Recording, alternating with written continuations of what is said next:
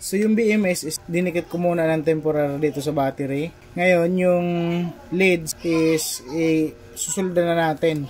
Tsaka ito, mapapansin nyo, yung P negative, power out yon. Yung C negative, yan na yung sa charge. Kung ito ay gagawin, ilalagay mo sa solar, so ito yung papunta sa solar controller, charge controller. Ito yon. Ito, papunta naman sa load. Power out, ito yung power in na negative. Huwag kayong magkaano doon. Yung B negative, hindi nyo na yung gagalawin kasi itong B negative at ito, nagkadikit yan. Pag chinek mo sa tester, yung itong lead na tatas dito, na konektado yung dalawa na yan. Kung gagawin natin, ito na yung ating magiging connection. Magiging connection natin ito, yung itim, may negative, sunod na wire dun sa baba, and so on. So yan, magsusulda na tayo para apply na natin yung sinasabi ko. Para magandang sulda natin, lagyan natin ng soldering paste. Kunin mo yung lahat. Yan, pagpantay-pantay na sila. Dut-dutin mo dito. Idut-dut mo. Isa-isay na natin siya para mabuo na natin, ha. So usually, medyo kinakabahan din ako dahil ito yung first time. Pero naghanap din naman ako ng reference online bago ko igawin ito. Siyempre, ingat-ingat din tayo.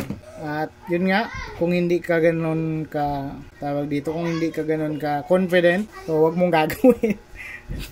At your own risk. Ito is reference lang para meron tayong reference.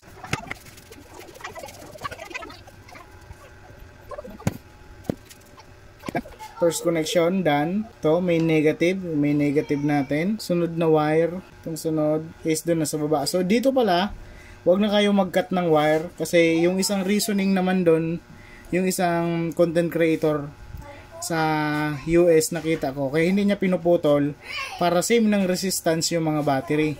And kahit sabihin mo ng maliit na bearing lang yun, mais makakaano na din yun para sa balance ng ating mga baterya. So hindi na ako magkakat. Siguro i-tape na lang natin, no. Hindi na ako magkakat para yun nga, yung resistance is equal throughout dun sa mga battery. May negative, ito, sunod, ito is dito sa baba.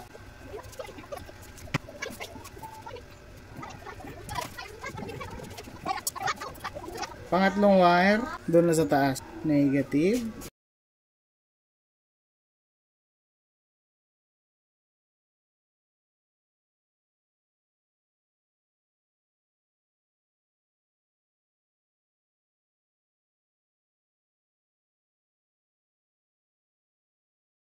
So yan, natapos na natin isulda at wala namang nangyari, no? Walang violent reaction at gusto ko yon.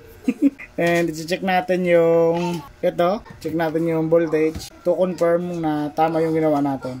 Yung tester, ito na yung ating negative, tsaka, so yun, okay, good, 1313, working. Ngayon, ready na to para dun sa ating application. Yan, para mas maganda yung presentation natin, no, para hindi magmukhang bomba, no, gagawin natin is i-wrap natin to ng heat shrink. So, ano ko na muna yung mga connections, mga wire, i-tidy ko muna para malinis tingnan. Ayan, tapos na natin yung ating battery na LiPo for 3.2 volt. So may output na to na 13.13. And to check, dahil tayo hindi expert sa sa paggawain, first time pa natin, kailangan talaga nating mag-ingat, mag-double check. So yan, dito lagay ko. Dito na lalagay para makita nyo yung power out, yung negative at positive. So may output siya na 13.13 volt and okay yung pagkagawa natin. Yung isang port, yung power out is kinonect ko na. Yung charging is yan, waiting lang siya, no, na i-utilize. So ito, okay na to. Pwede to sa maliit na setup. Siguro mga pang wifi. So yon,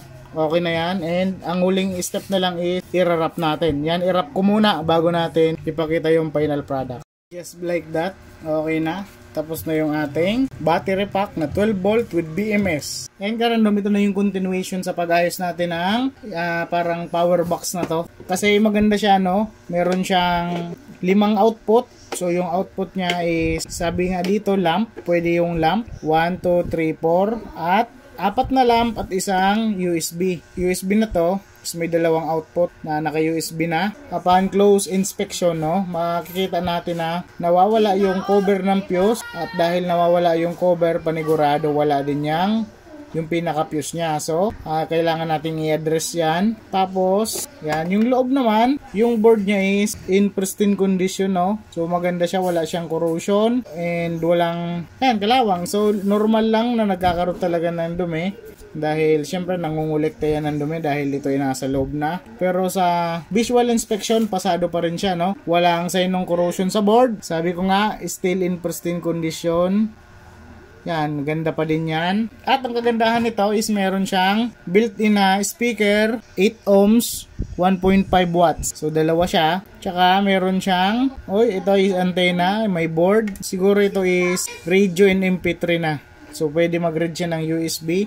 May built-in speaker. Kaya't magagamit mo talaga. Yan. Inabot na to ng 1 week dahil nag-order pa tayo ng mga pyesa. Ang una nating address dito is itong fuse. Fuse cover with fuse. Ang nakalagay dito is, check natin yung rating. Parang 5 amp. Kasi malabo ang kanyang indentation na yan, no? So, i-assume ko na lang na 5. Lagay na natin siya. Tapos, kaya natagalan yung video natin kasi bumili tayo ng battery with BMS. This time may BMS na to. Ang benefit ng BMS is mas mahaba yung battery life niya. Kasi yung BMS is may overcharge, overdischarge at short circuit protection. So ito is walang thermal.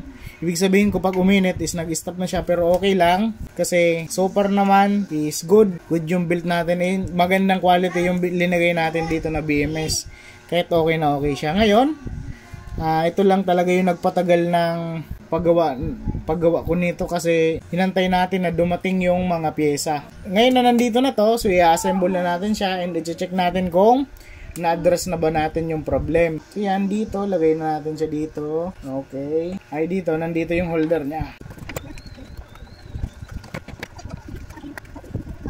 Hanapin ko lang yung position niya, no? Saglit lang.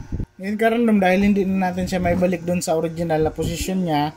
Dahil ito ay mayroon ng BMS. Ang gagawin na lang natin is, binalik ko yung kanyang battery holder and cable tie ko na lang.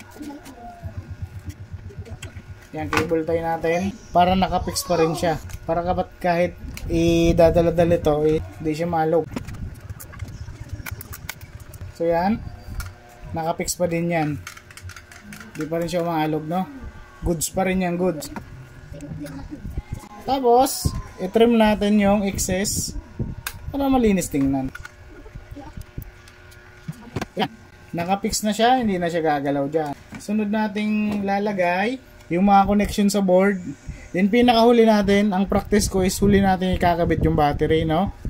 Yung mga switches, yan naka-off. Hopefully, gumana siya, na-fix natin siya, no? Baliktad ba? Baliktarin ko lang, saglit lang. Yan, okay na, nabaliktad ko na, mali yung position. Assemble ko na ulit. Yan, huli natin ilalagay yung battery para masaya. Kasi pag energize na yan, nahirapan na tayo. May mga label naman tulad nito. Fuse, yan, fuse, bat. So, fuse dito, yung battery dito. Hanapin mo lang yung linya ng fuse. Lagay mo sa fuse. Yung battery, mamaya na yan. Fuse, okay. Off muna natin para walang load na mag-trigger. So, okay na, naka-off na. Ayan, moment of truth. Off! Yun! Okay, so yan guys. Working na yung battery status. Okay, pag ino natin yung load, nagsindi na din yung LED niya. So, maglagay tayo ng load. Bago natin i-screw. Yan, buti na lang meron tayo dito 12 volt na ilaw. At naka-modify na siya para sa ganito. So, naka-ready na. Lagay natin siya dito. Ito is, pagkakaalala ko 5 watts. Okay, 5 watts. Yan, nag-okay yung load. Tapos, good. Okay, working na yung una. Okay na din yung pangalawa. Good na din yung pangatlo. And yung huling port. Okay, working na, working na. So, wala tayong solar panel. Kaya, yung may-ari na lang mag-testing sa kanya. Ito, hindi ko na ito-test dahil medyo makalawang na yung terminal. Siyempre, ayaw ko makalawang ang cellphone natin. Pero itong pinaka-importante dito, nagsindi na siya. Load, battery. Yung isa is hindi natin matatry. Yun, i-screw ko na lang to and satisfied customer na yan bukas. So yan, tapos na sideline natin. Yung kung may mga kakilala kayo na may ganito. So yan, pakita natin yung logo. Yan, since nakapag-repair na tayo, kung may mga same problem, kaya din natin yan i-repair. So yan, paki-like na lang, share, and subscribe. If ever kayong gusto mag-DIY, may video na tayo dito. Sundan nyo na lang, bilhin nyo na lang yung mga materyales and maayos nyo din yan kung ganito din yung problem. So yan, okay na. Thank you and bye-bye.